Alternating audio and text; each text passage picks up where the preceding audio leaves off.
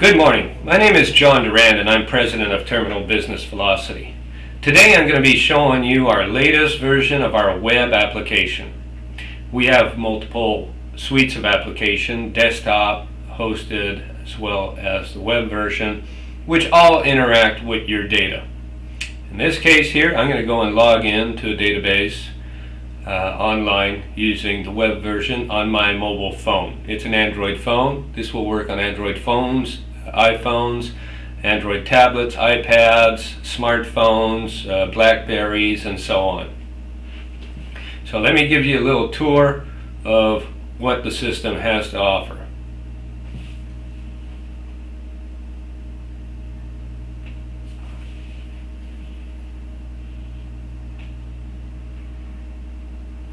Alright, when first logging in, what I find is I have an option of logging off the system, seeing what's new in the application, options, which will give me choices of selecting things such as the color scheme to use, which theme, so on, features that you may want to have or not have, such as showing a company tree, using advanced finds, and using our new look.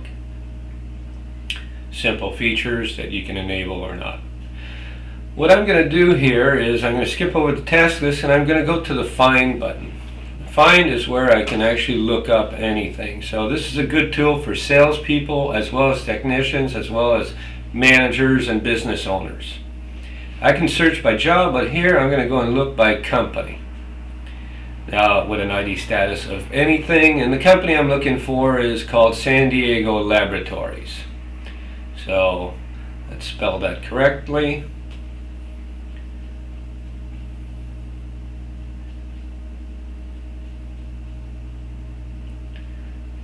Alright, and we get returned one customer that has 4 different locations. One in Santee, one in La Jolla, one in Escondido, and one in Serrano Valley, all in California.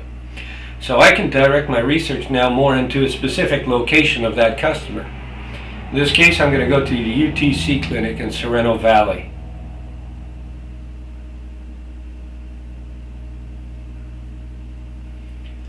Immediately it brings me into the main page for that location, which gives me access to activities, contacts, contracts, quotes, and overall information about that location. You'll notice I also have a nearby location option there. The nearby location option is there to give me access to go and find other customers in the vicinity of where I am. Could be used by sales folks who are just doing a tour and going to visit customers. Could be a technician who's looking for more work to do that day and wants to find who's the closest with a preventive maintenance. You see I have 48 pages of people within a range of 5 miles. And I could simply click the show on map to actually see all of those locations and perhaps get driving directions. Back to my company, San Diego Laboratories. I'm going to go back to that clinic. And now we see that we have a lot more things that we can actually look at from this standpoint. And we're going to go and look at activities. The first thing the system will do when clicking on activities will show you those in process, meaning those that are scheduled but not completed. And as you can see, we have things going all the way through 2013, including contract renewals, phone calls for contract renewals, to-dos for people in the office to prep the renewal contract, as well as pending visits for preventive maintenance in there, and internal to-dos about notifications and renewal as well.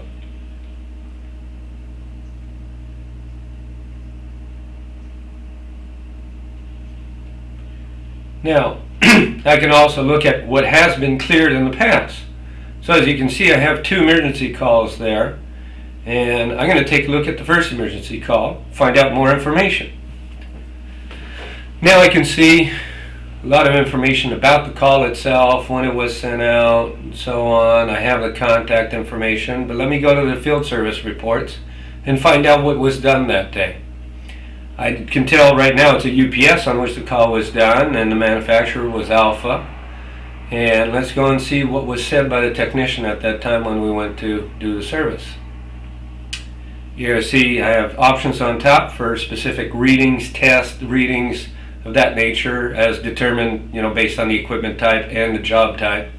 We'll find time and mileage, we'll find service parts that have been replaced, and UPS details. At the bottom, I have my arrival, departure, the status at arrival, was offline, was online when I left, no follow-up required. I got some notes here. So the technician said main PDU caused the error, and recommendation I think is need new PDU. Signatures can be captured with any of those devices as well. And just looking, there was no signature on this one. You have up to 3 signatures you can put against a job. And if you clicked on signature, I'll just show you what the signature block would look like. That's where your customer can sign, and flipping it sideways, I'll give them a full screen to actually sign on. And switch it back the right way, and just hit the save button. So back to our actual service report itself. Let's go back on top and see what sub information is there. The readings are, like I said, it's determined one time at the beginning of the system what to be done by a technician on what equipment given what circumstances.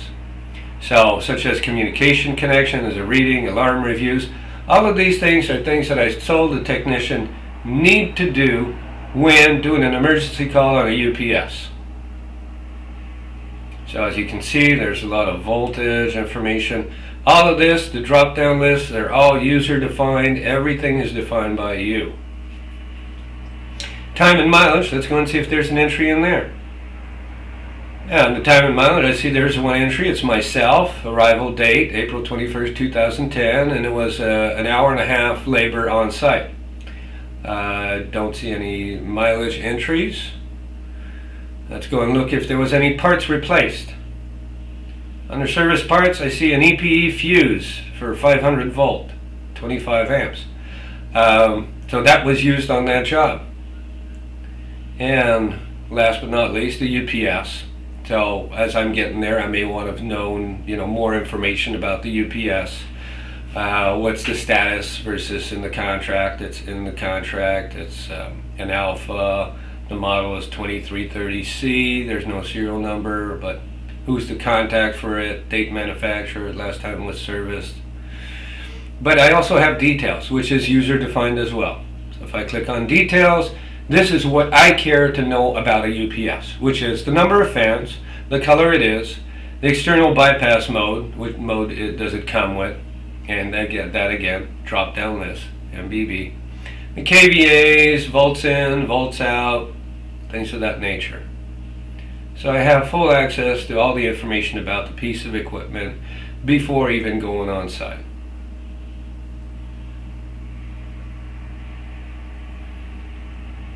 Now coming back to my actual location record, those were the activities. We also have contacts. I only have one contact here. It's Jerry Morris. He's the primary contact, and if I click on him, I'll have more information about him. I have his phone number. I have his email address. If I clicked on the phone number, the phone would automatically dial his number for me. If I clicked the email address, I'd automatically be sending him an email. Any notes, any create date, and so on, information about the record. Following that, I have contracts. And contracts are going to be split in two. As you can see on top, it is the active contracts. And if I go on the lower level, it is the other contracts. Now looking at one contract in particular, it shows me it's full service, who's the manager.